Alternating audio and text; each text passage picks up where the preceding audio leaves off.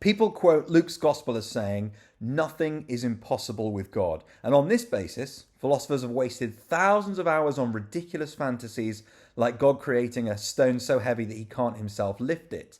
But that's not quite what Luke's gospel actually says. In 2024, I'm reading the whole Bible in its original languages, Hebrew, Aramaic, and Greek. I'm using a reading plan that I wrote myself, which is available in an ebook I've released for free.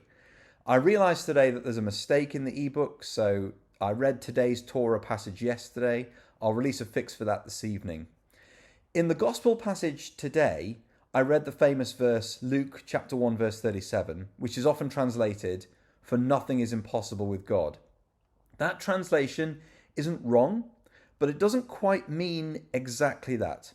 When you read the passage in Greek, you can see that Luke's doing something pretty cool, actually. The theme of the opening chapters of Luke's Gospel is God's Word. In verse 4 of the prologue, he tells Theophilus that he's writing that you may have certainty concerning the things you have been taught. Yesterday, I read how Luke starts the story with Zechariah, a priest, and so whose job is to teach God's Word, and an angel preaches God's Word to Zechariah, but he doesn't believe it.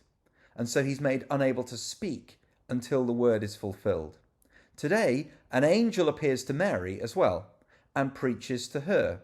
But unlike Zechariah, Mary replies with faith, and she says in verse 38, "Genitomi katatorimasu," which in English means, "Let it be to me according to your word." Throughout this chapter, Luke plays word games with this theme. So verse 4 says, "Ina apechnos perion katichthesis lochontin asphelian," which literally means, so that you may know certainty concerning the words you have been instructed.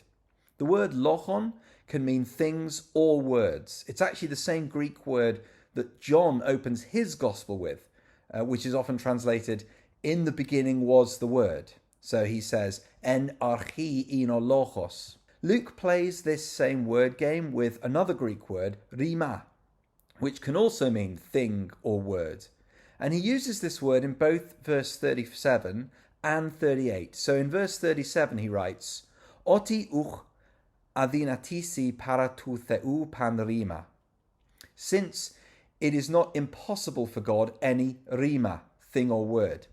And in verse 38 then, as Mary says, "Genitomi katato rimasu," let it be to me according to your rima, thing or word. By writing in this way, Luke reveals a strong theology of the word.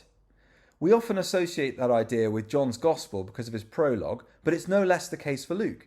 The idea of God's word is clearly the central theme of the opening chapter, therefore. And Luke plays this word game, I think, to show us that the things of God are the words of God. God's actions and his words are inseparable. That makes sense of the judgment on Zechariah. He can't speak until God's word is fulfilled. And it makes sense of the context of the angel's statement to Mary in verse 37. The angel's not making some random, abstract, philosophical statement that no imaginable thing is impossible for God. No, the angel's saying to Mary, there is not one promise of God's word that he's unable to fulfill. And Mary responds to that word with faith. May this word that you've given me be fulfilled. Similar to how Genesis opens, Luke's gospel starts with a strong picture of the power of God's word, which is to encourage us to read it. So this year, why not join me in reading the whole Bible in its original Hebrew, Aramaic, and Greek? Details of my free Bible reading plan and EPUB reader can be found in the description below.